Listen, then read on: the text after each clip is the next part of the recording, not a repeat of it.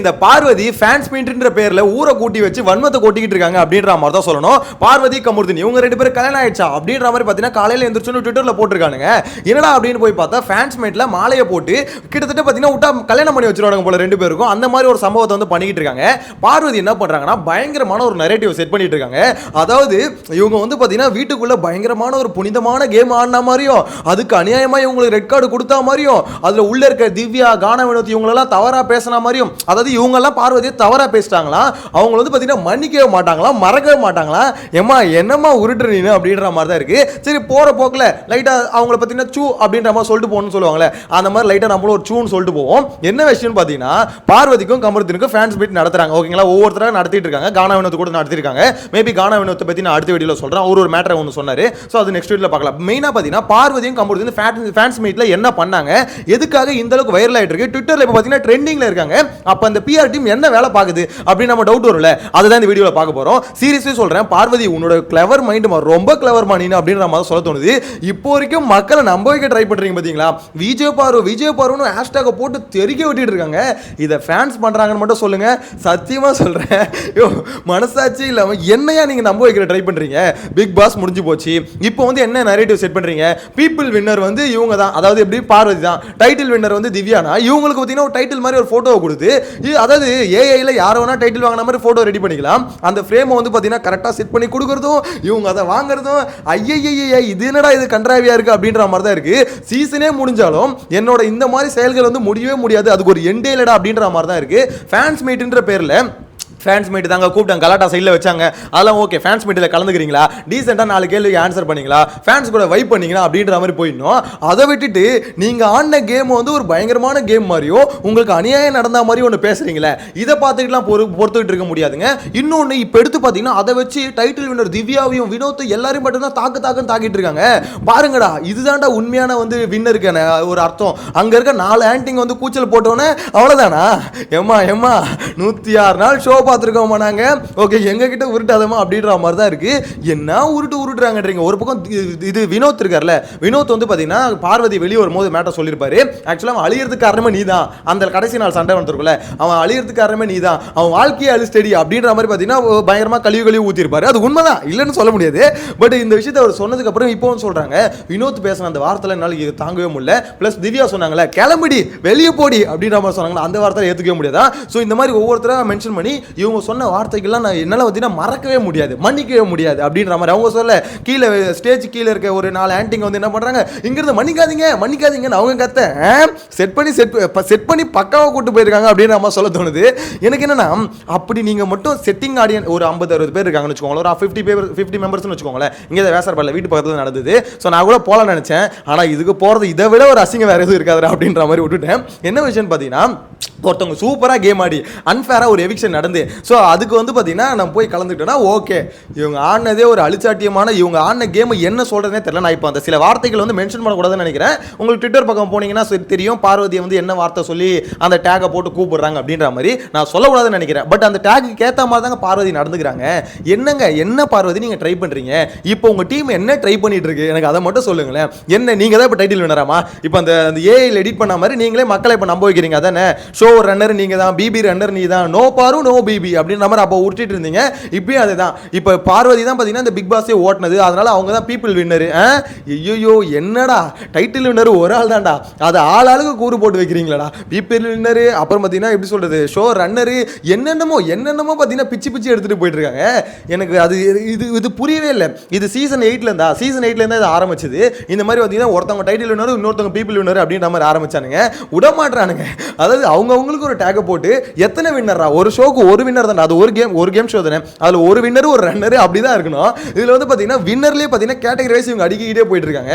எனக்கு அதுதான் என்ன கருமம் அப்படின்ற மாதிரி தெரியல. ஆனா ஒரு பக்கம் உண்மையை சொல்லணும்னு வச்சுக்கோங்களேன் பார்வதி கமருதீன் இவங்க 2 பேருக்கு பார்த்தீங்கன்னா மாலையை போட்டு அவர் பேர் என்னது பூதனா ஏதோ ஒன்று சொன்னாங்களே ஐயோ டக்குன்னு பேர் வர மாட்டேன் ஏதோ ஒன்று அவர் வந்து பார்த்தீங்கன்னா இப்போ கமருதீனோட ஃப்ரெண்ட் இல்லை பிக் பாஸ் வீட்டுக்குள்ள வந்து ஒரு விஷயம் பண்ணார்ல அவர் இந்த ஸ்டேஜ்லேயே வந்து ஒரு விஷயம் பண்ணுறாருங்க. மாலையை போட்டு கிட்டத்தட்ட 2 பேரும் கல்யாணம் பண்ணி வைக்கிற மாதிரி ஒரு சாங்கை போட்டு ஒரு விஷயம் பண்ணிட்டு இருக்காரு. ஐயா நீங்கள் வீட்டுக்குள்ளே பண்ண சம்பவமே இப்போ வரைக்கும் மறக்க முடியல. ஃப்ரெண்டுன்ற பேரில் ஒரு நாள் உள்ள வந்து ஒட்டுமொத்த கேமையும் தலைகளாக கவுத்து விட்டு போனதே அந்த பயவுள்ள தான்.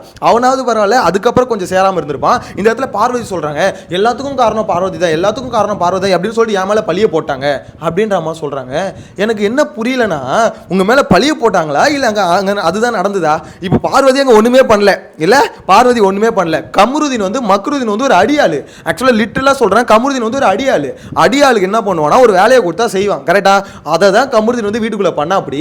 ஸோ அவனை எல்லா வேலையும் வாங்கிட்டு அவன் கூடயே பார்த்தீங்கன்னா கூட்டு வந்துட்டீங்க. அப்போ உங்களை தானே சொல்லுவாங்க இந்த இடத்துல வந்து கமருதீனுக்கு மூளை இருக்குல்ல ப்ரோ, அவன் பண்ணது தானே ப்ரோ அவன் பண்ணது தப்பு தான். கமருதீன் பண்ணது இப்போ யாருமே சரின்ற மாதிரி ஜஸ்டிஃபை பண்ண விரும்பல. ஆனால் எல்லாருமே சொன்னது என்னன்னா, இப்போ திவ்யா என்ன சொன்னாங்க, வெளியே போய் அவ கூட மட்டும் சேராத. வினோத் என்ன சொன்னாரு, வெளியே போய் யாரு கூட ஒன்றாரு அவ கூட மட்டும் கனெக்ஷன் வச்சுக்காது அப்படின்ற மாதிரி எல்லாம் அட்வைஸ் பண்ணி அமைச்சாங்களே. பார்வதி அதெல்லாம் பார்த்துட்டு மறக்கவே முடியாதான், மறக்காத வச்சுக்கோ. ஆனால் அது வந்து பார்த்தீங்கன்னா கொஞ்சமாக ஏற்றுக்குமா, நீ மறக்கலாம் கூட மறக்காம அதெல்லாம் பிரச்சனை இல்லை. ஜஸ்ட் அதில் அண்டர்ஸ்டாண்ட் பண்ணிக்கிட்டு கொஞ்சம் விலகி இருந்தால் கொஞ்சம் பெட்டர் தான். பட் இதை பார்க்கும்போது என்ன பொறுத்த வரைக்கும் அது அவங்க பர்சனல் லைஃபுங்க, ரெண்டு பேரும் அப்படியே சேர்ந்துட்டு போகிறாங்க. அதாவது ஜாடிக்கேற்ற மூடி அப்படின்ற மாதிரி கரெக்டாக தான் இருக்கும்னு வச்சுக்கோங்களேன் காம்பினேஷன். அது எதுவும் பிரச்சனை இல்லை. பட் இங்கே பிரச்சனை என்னன்னா, இந்த இடத்துல இவங்க ஃபேன்ஸ் மீட்டின்னு வச்சுட்டு வினோத் மேலேயும் திவ்யா மேலேயும் வந்து வன்மத்தை கொடுறது வந்து இட்ஸ் நாட் அக்செப்டபிள் அப்படின்ற மாதிரி தான் சொல்ல தோணுது.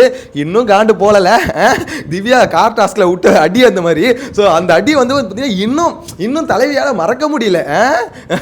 அந்த கார் டாஸ்கில் ஆக்சுவலாக பார்வதி வந்து பார்த்தீங்கன்னா ரொம்ப வந்து போயிட்டாங்க. அவங்க சொல்கிறாங்க, ஒருத்தவங்க வீக்காக இருக்கும் போது அவங்கள வந்து இப்படி அடிச்சிட்டாங்களா டார்கெட் பண்ணி. நீங்கள் எல்லா அழிச்சாட்டியுமா பண்ணுவீங்க, பண்ணிட்டு பார்வதி நீ பண்ணது தப்பு பார்வதி அப்படின்ற பார்த்தீங்கன்னா பொலைட்டாக இவங்க கிட்ட வந்து பேசணும். எனக்கு தெரிஞ்சு திவ்யாவோட மவுஸ் ஏறினதே அங்கே தான், கானா வினோத்தோட ஒரு ரெஸ்பெக்ட் அவர் மேலே ஏறினதே அங்கே தான். ஏன்னா ஃப்ரெண்டாக இருந்தாலும் பரவாயில்ல, அவள் பண்ணது தப்பு நீ பண்ணது தப்பு அப்படின்னு சொல்லிட்டு காரை விட்டு இறங்கி வந்து அந்த மனுஷன் வந்து ஒரு சத்தம் போட்டார்ல, பார்வதி கிட்ட சண்டை போட்டார் பார்த்தீங்களா, அதுதான் அவருடைய ஏவிலே ஹைலைட்டான ஒரு மொமெண்ட். ஸோ அப்படின்னும் போது அது வந்து பார்த்தீங்கன்னா ரொம்ப தவறான செயல் மாதிரி இவங்க வந்து ஒரு ப்ரொஜெக்ஷன் ஒன்று கொடுக்குறாங்க. இன்னொன்று, எப்படிரா இந்த ஃபேன்ஸ் மீட்டுக்கு போறீங்க, எனக்கு அதுதான் எனக்கு உண்மையில புரியல. இது என்ன எந்த ஒரு இதில் ஒரு 40-50 பேர் தான் இருப்பாங்கன்னு வச்சுக்கோங்களேன், அது வேற விஷயம். பட் இருந்தாலும் என்ன அப்படியே கத்துறானுங்க. எவ்வளோ 200 300 எனக்கு புரியலையே, ஃப்ரீன்னு தானே சொன்னாங்க. ஆனால் இது இந்த அளவுக்கு கத்தி கூப்பாடு, ஒருவேளை அந்த அளவுக்கு உங்களுக்கு வந்து அப்படியே அட்டாச் ஆகிட்டீங்களா நான் பார்வதி கூட, எனக்கு அதுதான் ஒன்றும் புரியல. தப்புடா, வேணாண்டா, அவங்க ஆடினது ரொம்ப கேவலமான கேம்டா, அதை அப்ரிஷியேட் பண்ணுறீங்கன்னா டாக்ஸிக்காக அவங்க ஆடின டாக்ஸிக் கேம், அது ஆக்சுவலாக full and full toxic game, அதை நீங்கள் அப்ரிஷியேட் பண்ணுறீங்கன்னா இந்த சொசைட்டி எதோ நோக்கி போய் கொண்டிருக்கிறது, உங்கள் மைண்ட் செட்டுக்குள்ளே ஏதோ ஒரு பிரச்சனை இருக்குது, அது என்னென்னு கொஞ்சம் பார்த்து பண்ணுங்கடா. நான் சீரியஸாக சொல்கிறேன், இவங்க சரி இவங்க தப்புன்றதை தாண்டி அவங்க ஆடின கேமை நீங்க செலிப்ரேட் பண்றீங்கடா. எப்படி, ஹவ் இஸ் இட் பாசிபிள், எனக்கு புரியல. எப்படி பாசிபிளா இது முடியும்?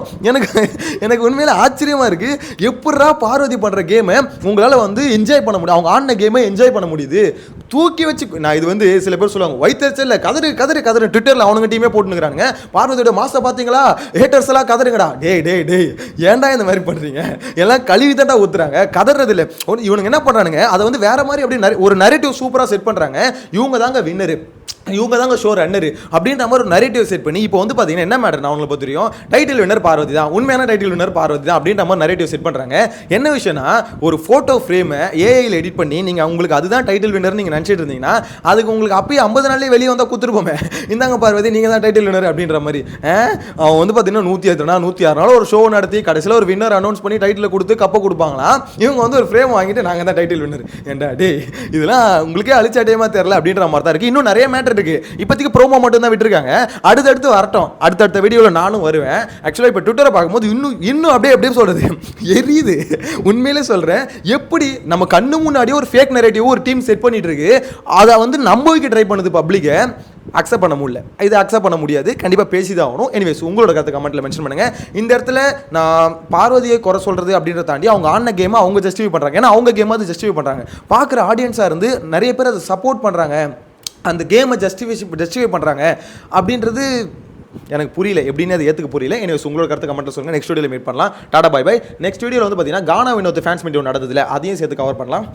அது கொஞ்சம் இன்ட்ரெஸ்டிங்காக, கொஞ்சம் இந்த அளவுக்கு பார்த்தீங்கன்னா ஒரு டாக்ஸிக்காக இல்லாமல் ஓரளவுக்கு நீட்டாக கொண்டு போய் முடிச்சாரு. ஸோ அது என்ன டீட்டெயிலாக பார்க்கலாம். சேனலை ஃபஸ்ட் டைம் பார்த்தீங்கன்னா சப்ஸ்கிரைப் பண்ணிக்கோங்க. நெக்ஸ்ட் வீடியோ மீட் பண்ணலாம். Tata bye by.